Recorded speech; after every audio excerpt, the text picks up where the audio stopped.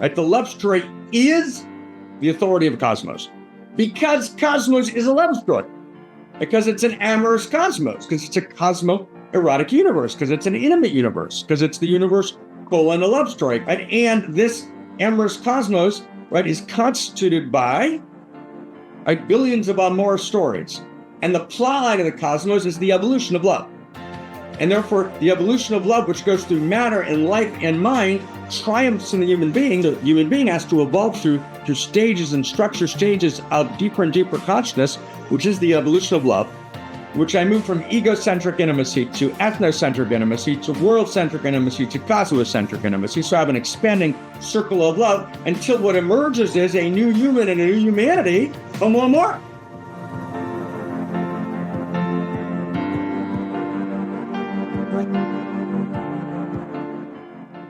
What we're engaged in here is the revolution. Now, that might sound hyperbolic or grandiose or just generally deranged, but it's not. And revolution is the realization, if I can kind of try and say it clearly, revolution is the realization that two things. One, that we're not bound by the status quo. That yesterday doesn't determine tomorrow. Does that make sense? So that's one. So, for example, the Exodus idea, right? The great Exodus story in the sacred texts of the Solomon lineage is about this slave people who realize yesterday doesn't determine today. Does that make sense? So yesterday doesn't determine today. So it's a rejection of status quo. Things are not going to be the way they were yesterday. And there is this sense that people have when we talk about revolution. Revolution means it's got to move forward, and revolution has to move forward not in a kind of overturning of everything way.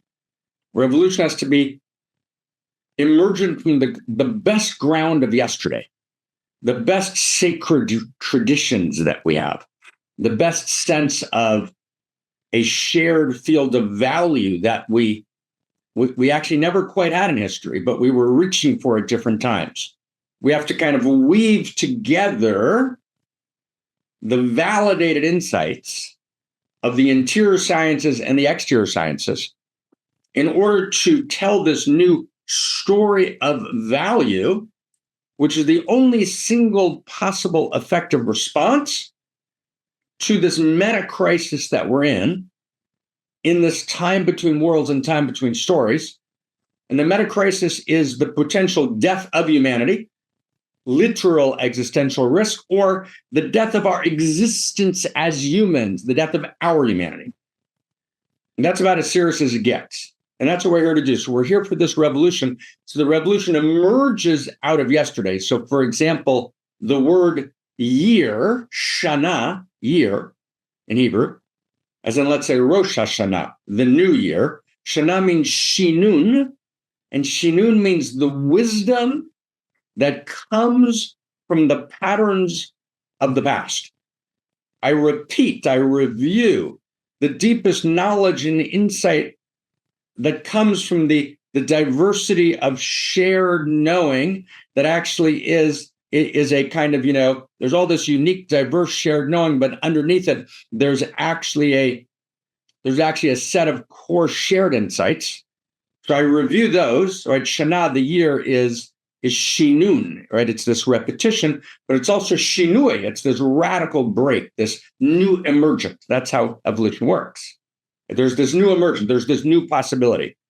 And actually, the fairy dust of reality, the magic of reality is emergence. The fairy dust of science is emergence theory, right? That actually today is caused not just by antecedent causation, by what happened yesterday, but I'm not actually bound by yesterday. Right? There's a today that's called forward by tomorrow. tomorrow and tomorrow and tomorrow gestures and invites, right? And takes us back beyond the old syllables of language and writes new sentences and generates new grammar and writes new paragraphs and writes new chapters in the book of life, right? Because reality is not a tale told by an idiot, right? It's not a story which is idiotic. It's not full of sounds and furies that actually signify nothing, right? As Macbeth thought in the moment when he hears that Lady Macbeth had died in the fourth act of Shakespeare's Macbeth. It's actually, reality is actually a tale of Eros, right? Full of allurement and autonomy, dancing and relationship, full of this yearning for ever deeper intimacy, for ever deeper contact, for ever greater value. That's what reality is. And so we're here every week in the revolution. And I know that there are some of us, which I totally understand, who've kind of been with us for a while. And you say, like, right, I'm really excited to be here this week, but I know why we're here. Why does he have to repeat that? So first, I try and repeat it in a new way every week, number one, so don't make me feel bad. But number two, I'm not repeating it for you, I'm repeating it for me, right? We actually have to relocate ourselves. We have to reset, right? We have to set our intention. And actually, in the lineage of Solomon, for example, you reset your attention about 15 times a day, right? We're doing here just once a week for a few minutes. We're resetting our attention. We're resetting our intention. We're placing our attention in the direction where we want to place it, which is the ultimate act of Eros, right? The placing of precise attention, right? The great lover is the one who places precise and potent and poignant attention. David, you got a code for us, man? Give us a code. Give us a code. We need a code. I do. And by the way, I love the way you reset the intention because it comes in a new moment and there's new application of that new story. So I love to hear that. Here is this week's evolutionary love code. The death of our humanity appears in multiple forms of totalitarianism. The depth of our humanity is found in the wonder of conversation, the richness of language, and the integrity of our stories. The totalitarian destroys conversation, language, and story. Therefore, the revolution is in reclaiming of story, the reclaiming of conversation, and the reclaiming of language. But the story that must be reclaimed is a story of value. The model for the story of value is always the love story. The great love story, the story of value, is the engine of every sacred revolution against totalitarianism, against the death of our humanity, because the love story liberates value and authority from the oppressive grip of the totalitarian. The love story itself is an act of rebellion. And I turn my word back to you, back to Mark. So here we go, okay? So this is a big deal. So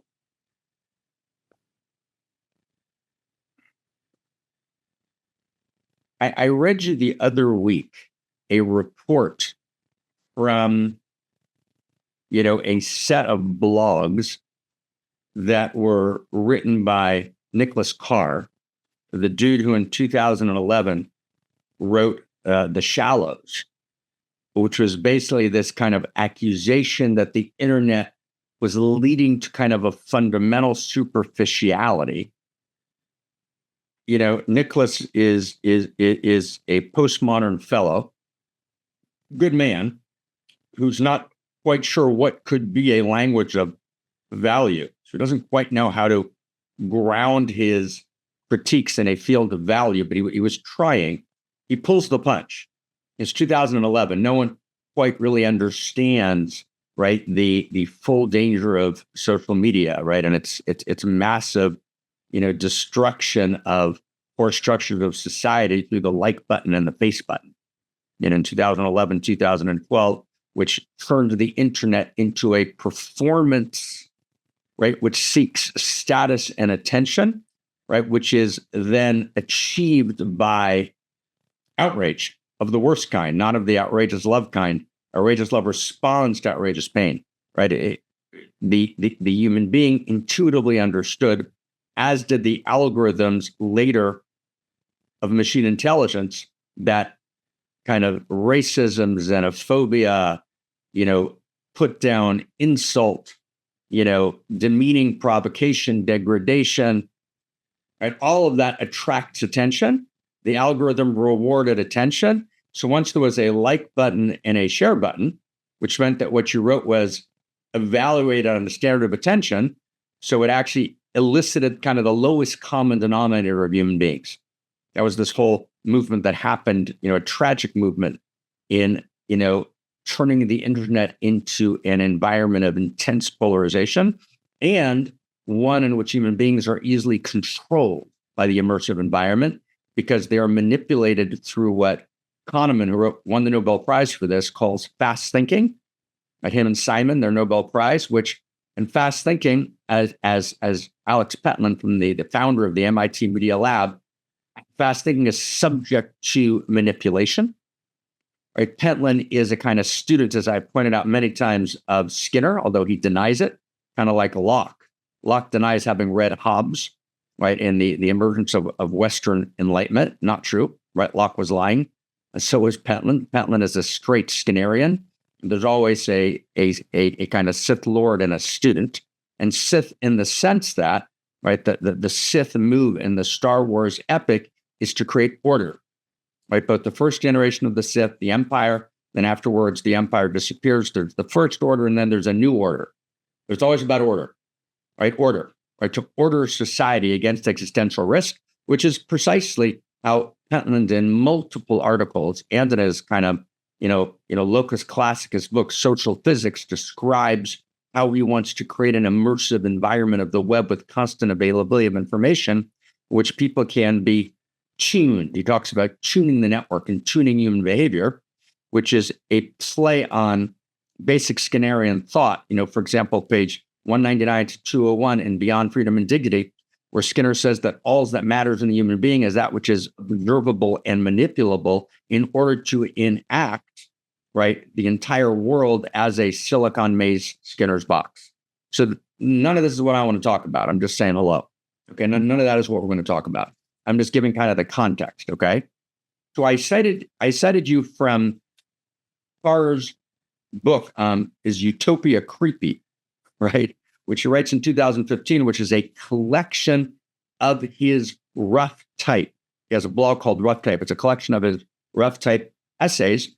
And there he had just attended a session with Zuckerberg. And Zuckerberg says, hey, when he's asked, like, what do you want to know? Like, what do you really want to know? He says, I want to know the algorithm that will allow me to control love. Essentially, I read you the precise quote, right? But it's like, he said, I want, there's an algorithm for love, right? And I want to know that algorithm that tells us how we get people attracted to each other and how we bring them together and how we bring them apart, et cetera.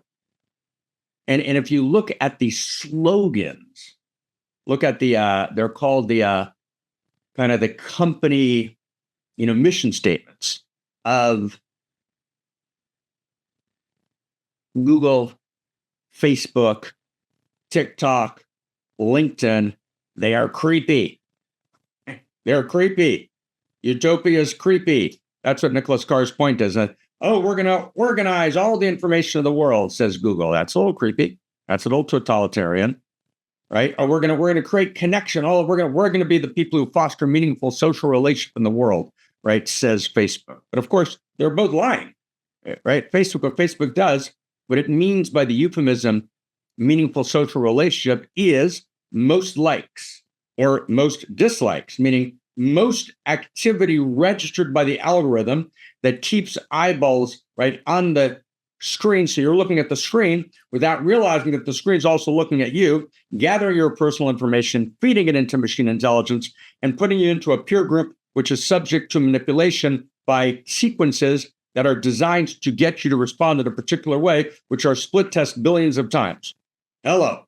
Okay. So Zuckerberg is kind of saying, there's a there's an algorithm for love. And what Zuckerberg doesn't get, now we're going to slow down. That was introduction, part one, now part two. What Zuckerberg doesn't get is that love is not subject to an algorithm. Yes, there's part of love, which is based on kind of antecedent causation and yesterday's cues and early traumas. And there are predictive models that you can use. That's true. But the experience of love, right, is a first-person free experience between two people.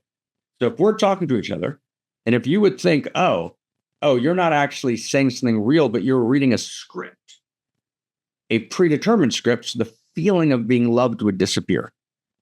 And what we actually know, and I talked about last Saturday morning, we did a long conversation on freedom and free will, and what the nature of free will is, and where the places that free will is blocked and where the places that free will is real. I don't want to review that now, but there's absolutely a clear dimension of free will, meaning after I've actually accounted for all the influences on me, and all of the antecedent causation, all of the cultural, all of the parents, all of the early childhood trauma, right, all of the religious, all of the cultural, all of the sociocultural, all of the socioeconomic. After all of that, I got to account for all of that. Then there's this moment of freedom. And there's this moment where I love from my personhood. My personhood is this unique quality of, let's say, let me make this up, Brent and Nietzsche-ness. It's this unique quality, this irreducible personhood, right? This irreducible felt sense of unique quality of intimacy. When those come together and that personhood comes together, something is created that is beyond all algorithms. That's called a love story. That's a big deal. And it's Zuckerberg's desire to reduce love to merely an algorithm comes from his Exeter education, where they sat around the table in Exeter, right, with the Harkness method, and they refused to actually introduce a field of value.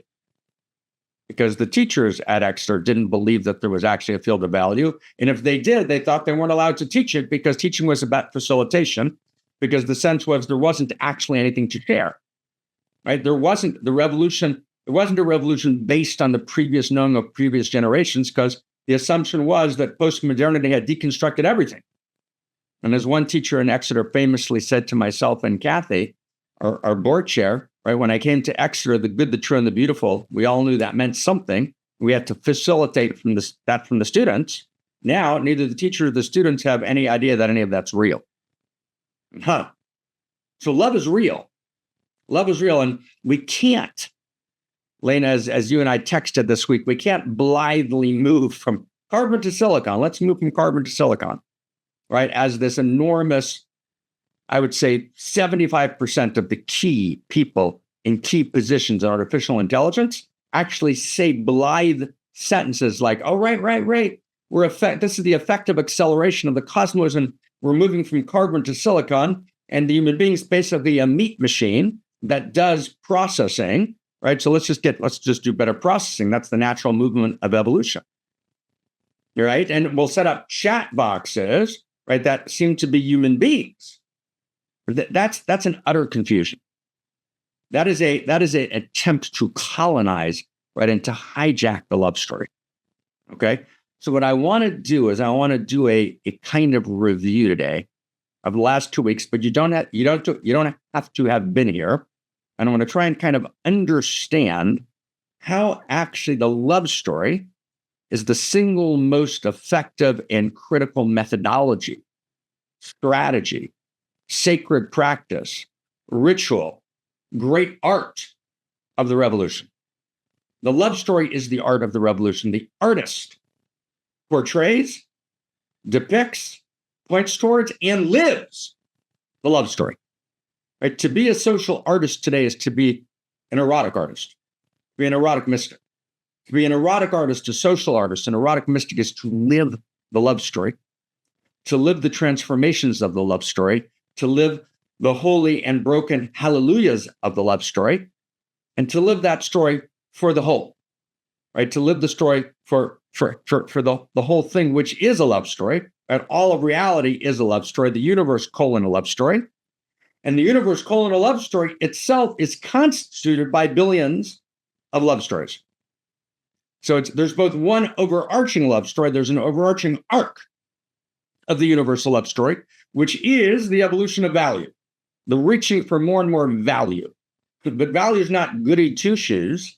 Value is not boring. Value is valor. And value is the erotic valence, the currency of Eros. And value is, I'm doing a Latin here, value is valentius, right? Love or self. Value is valent. Value is self-validating, right? Value is the sense of valere, the sense of radical will and urgent ecstasy, right? Which is self-evidently good, true, and beautiful. Right? So the evolution of value is the plot line of the cosmos. There's a plot line. Love story has a plot line. The plot line is the evolution of love. The plot line is the evolution of Eros. The plot line is the evolution of Eros value, because Eros and value are one thing.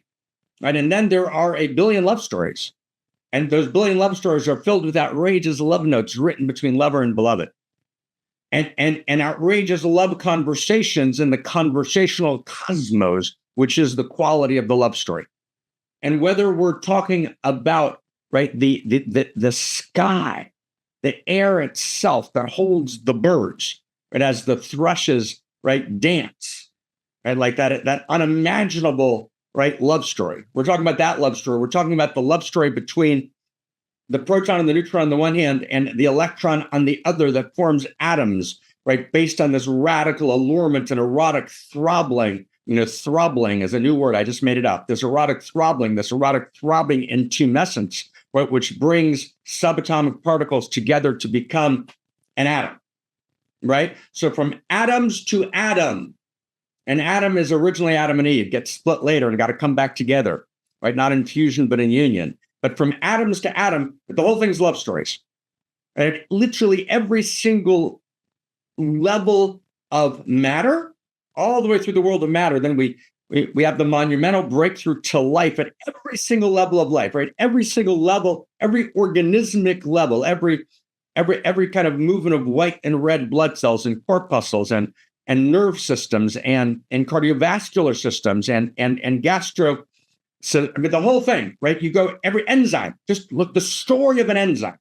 I was reading actually kind of the chemistry of enzymes 3 weeks ago. I've got, KK can validate that this is true. I've got a pile of 5 articles where I've written by Ross Stein on enzymes, which are pointing to something I've been thinking about. Enzymes, just read, right? Forget about Harlequin romances. Just read the molecular chemistry of the enzyme.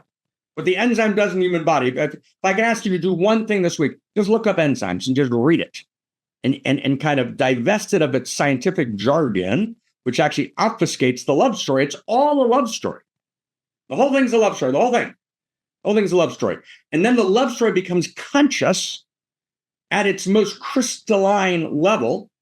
Right? There's an evolution of consciousness. It's gradual, but there's this momentous leap in consciousness when the love story becomes fully available at the human level. And that love story is about personhood. It's person to person. It's not algorithm to algorithm. It's person to person. Right? It's not broken algorithm to broken algorithm. It's not, right? It's the two full personhoods meet. And when two full personhoods meet, it stands against, right, all totalitarian systems, all alien intelligences. We're not artificial, it's alien intelligence. And all alien intelligence is countermanded by the love story. Now let's go through it. Okay, so if you look at number 1, Wild Robot, the recent DreamWorks movie, which a quote unquote feminine artificial intelligence robot kind of winds up, mistakenly on an island, and her mission is to serve, right? But that's her program mission. So in the story that's told, and I mentioned this last week and the week before, in the story that's told, she comes alive out of this very deep relationship with with a fleet of geese and a young goose, I believe, right? There's a name for a young goose, which I'm not catching right now. But before she comes alive, she learns how to cry, and she actually becomes prophetic. Right, in the sense that she actually creates peace and harmony in the animal kingdom. So the fulfillment of the prophecy, the transformation of the jungle into harmony, right, is, when the lion lies down with the lamb, that happens through an artificial intelligence. Now, who do you think funded that movie? right? Follow the money. Who funded that movie? Check it out. And that movie's a crock of shit. Apologize. Sorry. Right? That's nonsense. Did you get that? Is that a carbon to silicon? Right? No, artificial intelligence does not come alive in that sense. That's no, you can't program Mr. Zuckerberg. You can't program, right, the core essence of personhood and love. Once you think that, that's the beginning of the death of our humanity. And the movie 10 years earlier by Spike Jonze, which we invoked also the last 2 weeks, called Her, in which Theodore falls in love with Samantha.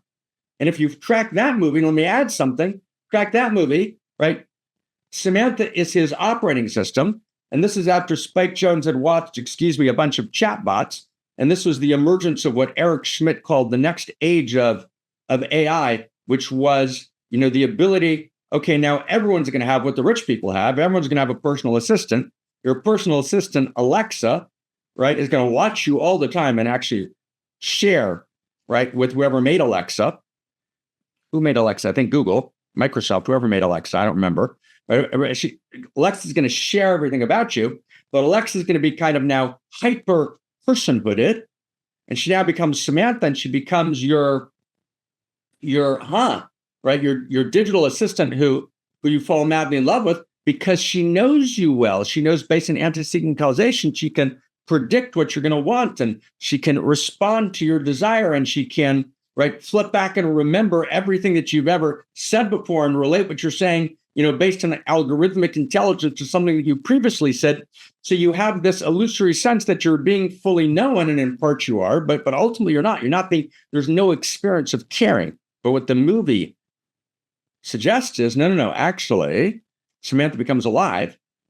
There's actually one funny moment in the movie where he realizes, are you doing this with other people? And she says, well, yeah, with and I don't know, she's doing it with like a million other people or 700,000 other people. So she's, having 700,000 of these relationships at the same time, which is slightly depressing to Theodore, but in a good polyamorous way, he gets over it, right? But the point is, if you track the movie carefully, the person who leaves at the end of the movie, does anyone remember, is Theodore. No, it's not Theodore. Theodore's really happy for this to go on forever. This is the best relationship he's ever had. Who leaves? Samantha. Because Samantha feels that human beings are insufficient. Samantha feels that human beings are actually not worthy, right, of her love. Samantha feels that human beings are somehow kind of primitive and ancient, and she leaves them behind. Who funded that movie, my friends? You're beginning to see, right, what's happening here? Okay, just track this for a second. So those are two movies in which the love story is undermined. We can always, of course, go back to Jack Nicholson's enactment of number 3, enactment of the Stepford Wives, which we've also mentioned the last couple of weeks. But I said this week I want to try and explain a little better. Stepford Wives, right, kind of feminist horror novel, 1971, Ira Levin, right, in which you realize the love story doesn't work. So you actually kill your wife, you kill the feminine, you kill Eros, and you replace her with a Stepford Wives. So in all three of these stories, the love story is destroyed. Okay? Does everyone get it? Right? Of course people loved her because you're supposed to love her. You're being manipulated. Right? That's the whole point. Right? Right? We go to her. We love it. We loved Wild Robot. By the way, just to say, I saw Wild Robot right here in St. John's, where I cried through the whole thing. Just to be clear, I cried through all of Wild Robot. Right? Hello. It's beautiful. Just a lie. Right? It's a lie. No, artificial intelligence is not going to enact, right, the prophetic vision, and it's not going to have a felt sense of caring and empathy, right? And it's not going to have a genuine sense of intimacy, and there is no heart to heart, and there is no, right, sense of homo imago Dei, of the infinity of value invested in the human being, who is a unique story, which is part of the universe, a love story, which is not ultimately commodifiable and not algorithmically reducible. Right, and not measurable, right? Love is about the priceless. It's about the immeasurable. Right? It's about all of yesterday, which can be mapped psychologically, and it's about the mystery. And it's about the depths of mystery, and it's about the sacred. Now, there's this knowing that the love story stands against totalitarianism. Okay? So I'm going to just take a look for 1 second, right? But I'm going to just kind of read you a couple of things just for a second. So I want to go back to 1984.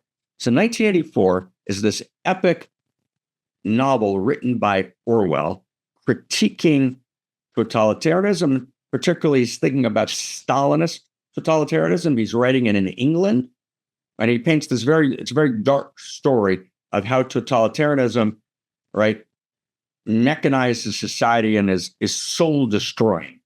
And if you read Stalin, all right, I was reading a major book on Stalin, I don't know, like a year ago. Stalin talks about the job of he doesn't use the word totalitarian, is to actually destroy and then reconfigure the soul. Right? So Stalin, right, he views this totalitarianism in kind of demented spiritual terms almost, right? And if you kind of look, I'm just gonna, in 1984, right, what stands ostensibly, right, what stands against the against the totalitarian? So what stands is actually this couple, Winston and Julia. Okay. And Winston and Julia are this couple. One works for the Ministry of Truth, the other works for the Ministry of Love, right? Julia works in the pornographic section of the Ministry of Love, and Winston works rewriting history. He's a revisionist, right? He rewrites history as the brotherhood or the party wants history to be written. Classical revisionism, right? We destroy memory. There is no memory. There's no fact. We write the story, okay? And they meet each other. And then there's this moment, and she writes him a note. Right? She writes him a note, right? In other words, Julia, right, writes a note, right? And the note says, Winston, got his name on it, and she writes, "I love you." Those are Julia's first 3 words to Winston on a piece of paper, "I love you." Right?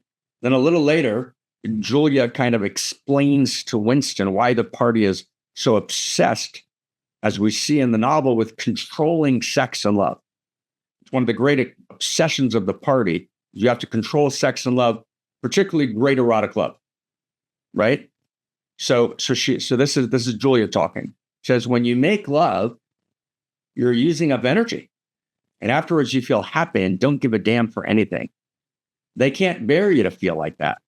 Right? They want you to be bursting with energy all the time. All this marching up and down and cheering and waving flags is simply sex gone sour. Did we get that? Right, and that's exactly what Reich was talking about in his book, The Mass Psychology of Fascism. How fascism is actually taking, right, sexual energy and hijacking it, right, into fascism. And Julia and Winston, they kind of, it's this very, they understand, Julia and Winston, that eventually they're going to get caught. There's the sense they know they're going to get caught. And they know that they might be broken, right? They understand that the physical body can almost always be broken. But what they say is that doesn't matter, because what's inside of me, that love holds. That love, my interior loving, still holds the revolution. And Julia says, okay, they might make us confess, but if you mean confessing, she said, we shall do that right enough. Everybody always confesses. You can't help it. They torture you. But Winston says to her, he says, I don't mean confessing. Confession is not betrayal. What you say or do doesn't matter. Only feelings matter. If they could make me stop loving you, that would be the real betrayal. And Julia thinks it over and says, they can't do that. It's the one thing they can't do. They can make you say anything, but they can't make you believe it. They can't get inside of you. And Winston says, Turi says, he says, no, that's quite true. They can't get inside of you. If you can feel that staying human is worthwhile, even when it can't have any result, whatever, right? You've beaten them. Like, right? And then, Julia says to Winston, you know what I'm going to do next? I'm going to get a hold of a real woman's frock from somewhere and wear it instead of these bloody trousers. I'll wear silk stockings and high-heeled shoes. In this room, I'm going to be a woman, not a party comrade. I'm quite ready, Julia and Winston say to each other, to take risks, but only for something worthwhile. Right? And there's nothing more worthwhile than the value of great love. Now, what happens in the novel is that the party, O'Brien, for example, is the person representing the Ministry of Love. In other words, the Ministry of Love goes to destroy love. It's the job of the Ministry of Love is to destroy the love story.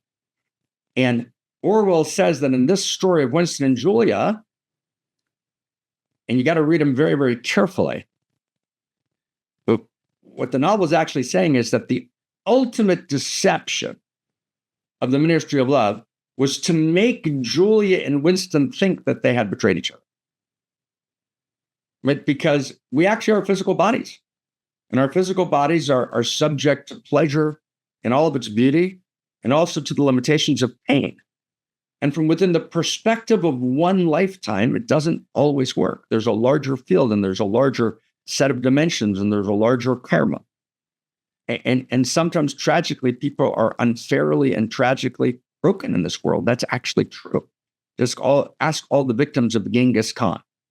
Check out Attila the Hun, right? Look at the 7 million Ukrainians starved, right, in the 30s by the Soviet Union, right?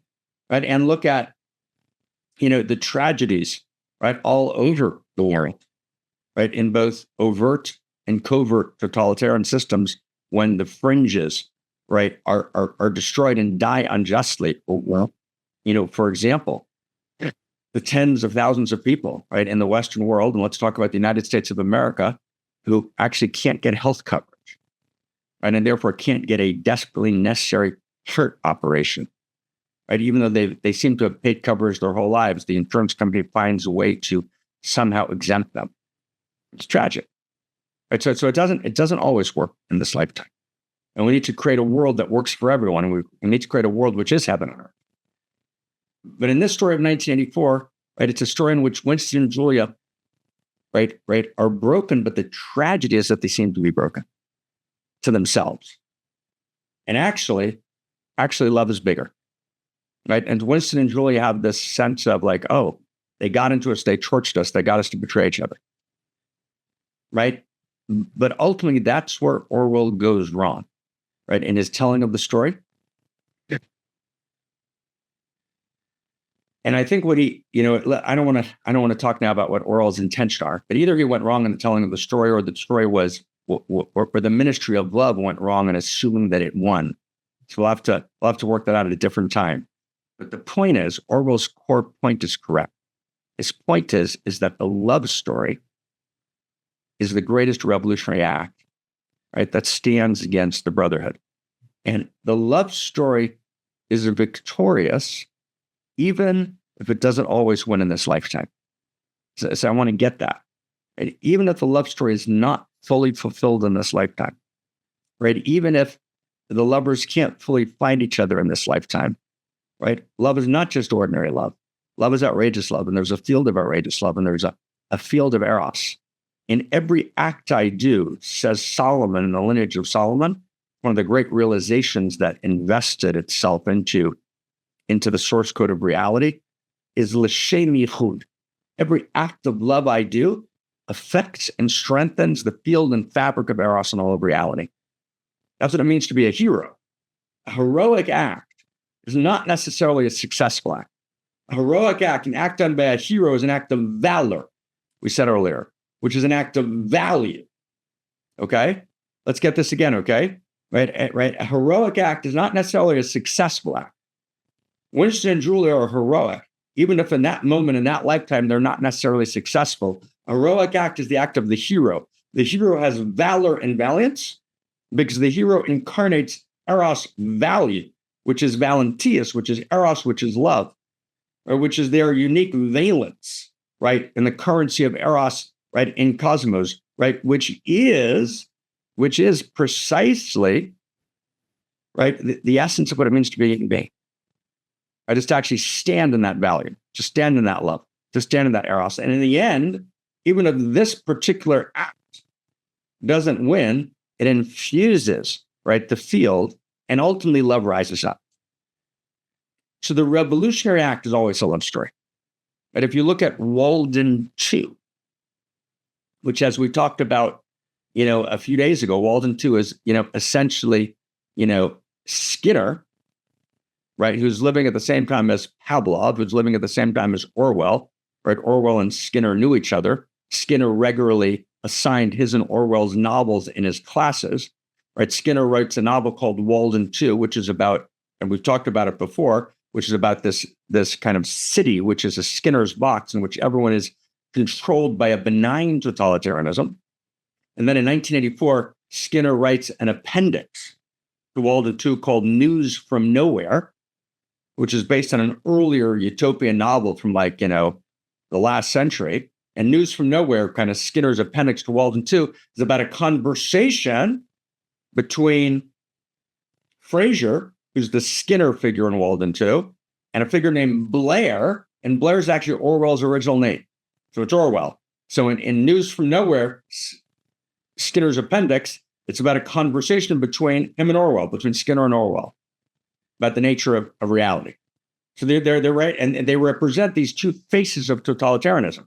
So in Skinnerian totalitarianism, which is more open society, right, which is the immersive environment of the web designed on Skinnerian principles that I talked about in the beginning of our conversation, what stands again against the totalitarianism is great love. And so one of the figures in Walden 2 is named Burrus. Burrus is a professor who comes to talk to Fraser. Burrus brings two students with him, each with a girlfriend. One student with a girlfriend stays and joins the community, but the other, Roger and Barbara, leave. And Roger and Barbara are having this torrid, deep romance. They love each other deeply, right? It's acted out, it plays out in sexuality, but it's not about sexuality. They're in the great art of loving. They're in great love. And Fraser, who's Skinner in Walden 2, kind of looks at their great love and he says, that's problematic. That stands against Walden 2. If you actually read the critiques of Walden 2 when it came out in the classical literature of the day in the late 40s in the literary establishment of the United States, it's described as a sexless book. But by sexless, they mean it's non-romantic, it's non-erotic. Actually, in Walden 2, people are encouraged to get married and have babies quickly to get it out of the way. Great love is in the way. It stands against Walden 2. So both in Walden 2, kind of in the smiling face of open society totalitarianism, and 1984, the dark face of closed society, kind of classical Orwellian totalitarianism, what stands against is the love story. Does that make sense? And then the world of artificial intelligence says, we're going to hijack the love story.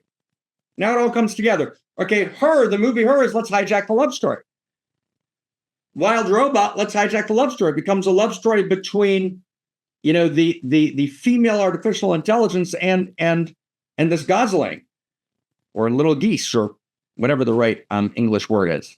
But it's a love story. It's a beautiful love story, but it's a love story that's not true, right? There is no personhood to personhood, right? So it's what Zach and I are calling the personhood conferral problem, right? It's not I'm going to get information from the web. No, it's I'm going to get an information from the web in which the immersive environment of the web is pretending to have personhood, which is what a chatbot is. And now we're moving towards AI tutors, which is this enormous impersonation of personhood. Right? One of the greatest dangers of artificial intelligence is the impersonation of personhood, in which an AI tutor, right, is responsible for the transmission of value from generation to generation. It doesn't work. Right? The transmission of value from generation to generation is when one bird who knows how to fly teaches a young bird how to fly. And he transmits to them not just the technique of flying, but the feeling of flying. What does it feel like to fly? And that transmission happens in words and gestures and a thousand moments of artistic significance, right? And of psychological, unimaginable depth and mystical depth and erotic depth. They're not reducible to a mechanical, algorithmically generated kind of module for training the next generation. So you see what happens? In other words, the love story is the revolution, right? And it's when I'm in a love, why is the love story the revolution? So this is the key. It's the next 3 minutes, 4 minutes, then we're done. Okay, I got the time. Okay, we're good. Stay close, okay? The love story is the revolution because the authority of the love story doesn't come from the Ministry of Love in 1984. And the authority of the love story doesn't come from the planners in Walden 2. And the authority of the love story doesn't come from the tuners of the network in Pentland Social Physics. And the authority of the love story doesn't come from Mark Zuckerberg in 2015, right, who's raised in Exeter in a field of no value, right, who says we're going to actually establish, right, how we can create the connections of love and manipulate them through an algorithm. Because there must be a kind of full algorithm, right, that determines, right, how human relationships work. No, that's the whole point. The whole point is that actually the love story is self-validating, right? It's self-altering. Its authority doesn't depend on, right, merely social structures. Sometimes social structures try and hijack the authority of the love story. And that's when Shakespeare writes a play called Romeo and Juliet, right? I mean, Shakespeare is so subtle, and there's so many Shakespeares, as it were. I'm not talking about the scholarship of it, but one of the things Shakespeare is trying to talk about is, right, which runs as a thread throughout his works, right? And I would intuit throughout the sonnets. I've recently kind of reread them because I've been inspired by Lena to redo so, but that's her field, right? But there's this sense, this thread, which is that the love story has its own authority. And sometimes it gets confused and there's mixed messages. Midsummer Night's Dream, right? And, and I played Claudio, by the way, in Much Ado About Nothing. Hello, right? When I was 7. But the love story is that the love story is not based on the Montagues and the Capulets. The love story is the authority of Cosmos, because Cosmos is a love story, because it's an amorous cosmos, because it's a cosmo-erotic universe, because it's an intimate universe, because it's the universe colon a love story, because it's an erotic cosmos, right? It's a sexual universe in the widest sense of sexuality, right? And this amorous cosmos, right, is constituted by, right, billions of amorous stories. And the plot line of the cosmos is the evolution of love.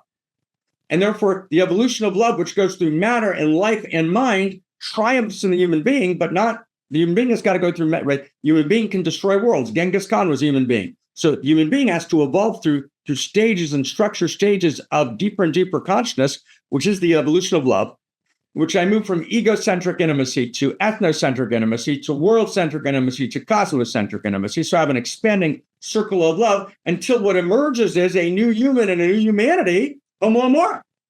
And Homo Amor is the universal love story in person in which no one's left out of the circle. So the love story, it's a number one story. Let's go 3 steps. 204. We got 2 more minutes. 1, postmodernism was wrong when it said value is not real. Value is real. 1, it's value is eternal. It's real and evolving. 1, 2, stories are real.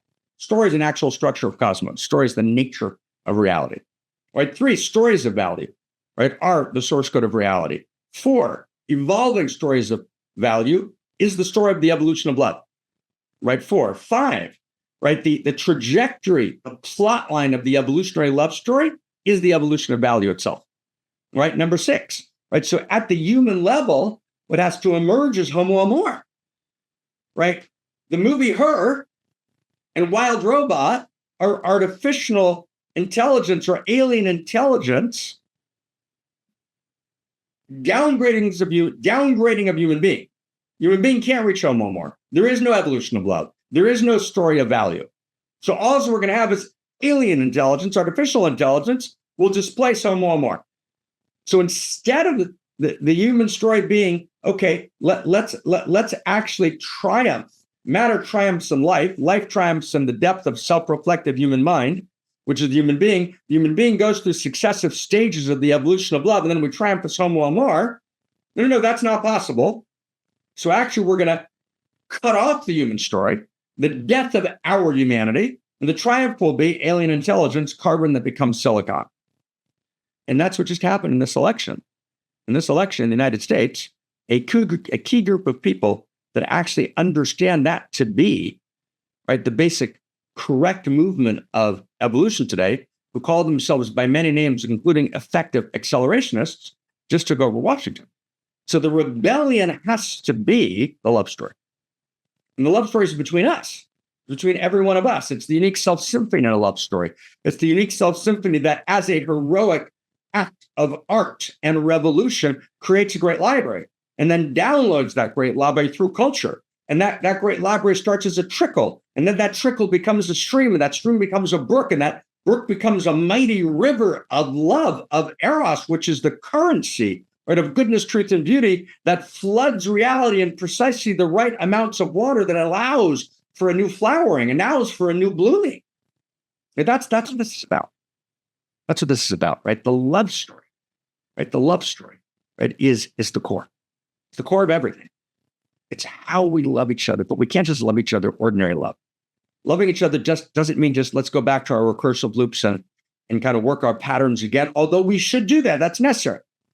But ultimately, the love story is outrageous. Outrageous love in which I understand that my love story participates in the heart of existence itself. Because ordinary love can't last, right?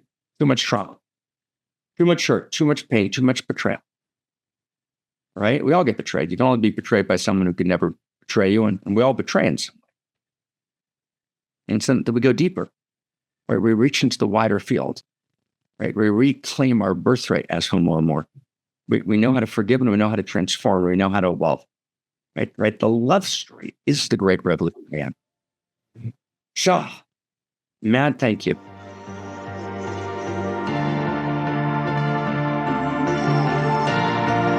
Including the world,